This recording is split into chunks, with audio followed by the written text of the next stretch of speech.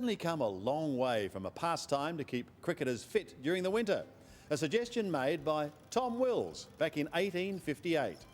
He and a few like-minded mates rustled up some rugby balls and persuaded some friends and acquaintances into participating in some informal matches at Yarra Park, near what would ultimately become the site of the MCG.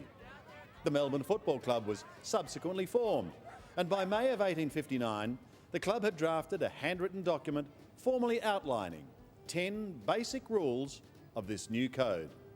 None of these footballing pioneers could possibly have dreamed that 150 years later, their ad hoc game would be enshrined as an Australian sporting phenomenon. Hoping for Corey Harley. Oh, When the Victorian Football Association was formed to formalise and coordinate the game in 1877, the code received the official regulation and control it had been crying out for. But by the mid-1890s, a number of the wealthier and more influential clubs were disillusioned with the VFA's central management and formed a breakaway competition to be known as the Victorian Football League for season 1897. Geelong, Essendon, South Melbourne, Fitzroy, Collingwood and Melbourne invited Carlton and St Kilda to join them, and the VFL was born. A primarily amateur pursuit for most of the 20th century, football began its transformation towards full professionalism in the early 1970s. Players becoming increasingly disillusioned about increased demands on their time not being matched by increased pay packets. Threats of industrial action and coordinated player revolts ultimately led the VFL to loosen player payment regulations, wages quickly exploding out of control. Only the richest clubs had any hope of keeping pace, and by the mid-1980s, half the clubs in the VFL were either technically bankrupt or perilously close to it. The VFL's wage dilemma quickly spread around the country, with SANFL and WAFL clubs unable to keep pace. Many had been living off the exorbitant transfer fees being paid for their top players by Victorian clubs. So, when those same clubs started to run out of money in the mid-80s, Australian football faced a national crisis. It was broke. In the space of little more than a decade, the game we loved had become a business, and fundamental changes had to be made for it to survive into the 21st century. The national draft and salary cap were introduced to regulate VFL player payments and ensure that the gap between the richer and poorer clubs didn't lead to such on-field inequity.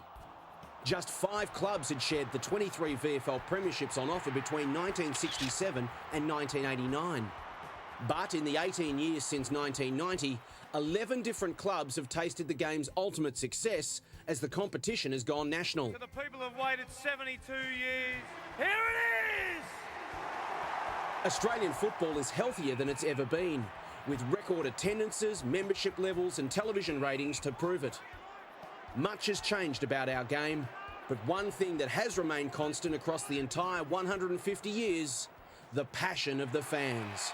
I love every aspect of footy, every aspect. It's great. The happiness, the sadness, the challenges, the commitment, the highs, you know, the joy, the crying. I mean, isn't it amazing to watch a game of footy and watch people cry after it? You think they're inconsolable. You think, what could you possibly say to that person to make his life better? And there's nothing.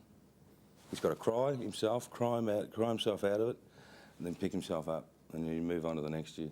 In the meantime, over there, you've got grown men kissing each other and hugging each other.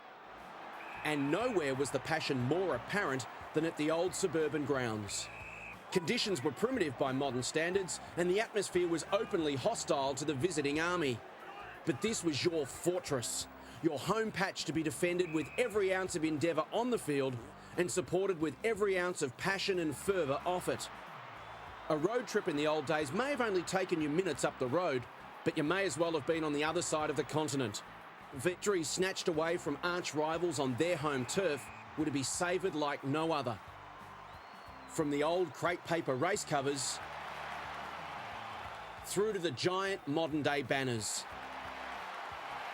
From informal supporter groups to the coordinated cheer squads of today. This is the lifeblood of our game.